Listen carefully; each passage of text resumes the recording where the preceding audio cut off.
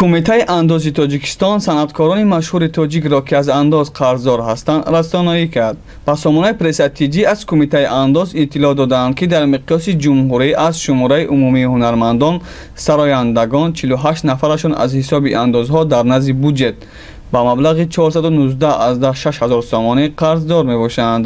новобаста аз чораҷӯиҳо ҳоло ҳам ҳастанд ҳунармандоне ки дидаю дониста ӯҳдадориҳои худро дар назди буҷет таъмин намекунанд.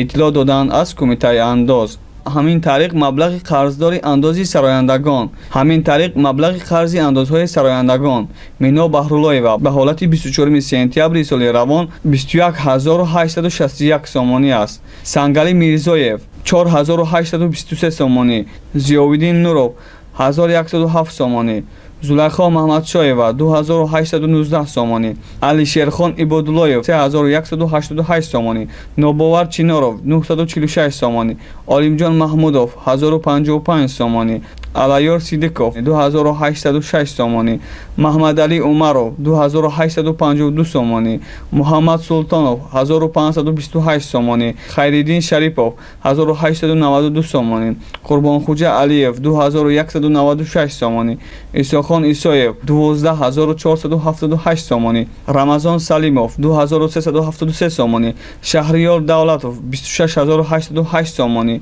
Абдусаттор Хушвақтов 1307 сомонӣ расидааст. Сарояндагон Шодмон Сулаймонӣ, Таҳмина Одинаева, Мубинҷон Рустамов, Шерзод Рӯзиев, Сарвалӣ Акбаров барои фаъолияти навозандагӣ, раққосӣ ва барандагӣ дар ҷашну маъракаҳо патент гирифтанд, аммо дар асл ба сарояндагӣ машғул шуданд. мувофиқи маълумоти кумитаи андоз ба ҳолати 1 октябри соли 2021 1231 аз ҷумла 1203 нафар тибқи патент ва 28 нафар тибқи шаҳодатномаи соҳибкорӣ аз рӯи намуди сурудхонӣ, навозандагӣ, раққосӣ, барандагӣ ба наворгирӣ дар ҷашну маъракаҳо дар қайди давлатӣ гирифта шуданд.